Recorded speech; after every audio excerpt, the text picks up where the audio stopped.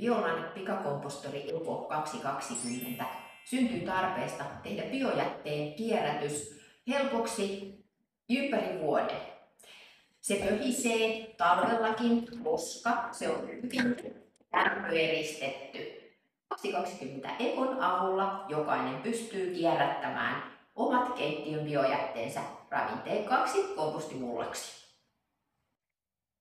Finaalipaikka tässä kilpailussa on tosi hieno tunnustus työlle kestävän kehityksen puolesta. On todella hieno nähdä, että niin monessa suomalaiskodissa kierrätetään jo biojätteet tämän kompostorin avulla. Ja pikakompostorissa meillä valmistetaan osalla tehtaalla aurinko- ja tuulivoimaa hyödyntää.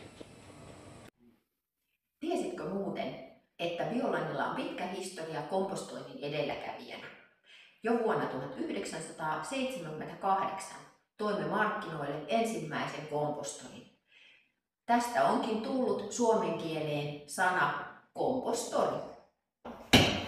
Jos kompostointi on sun juttu, klikkaa ääni pikakompostorille.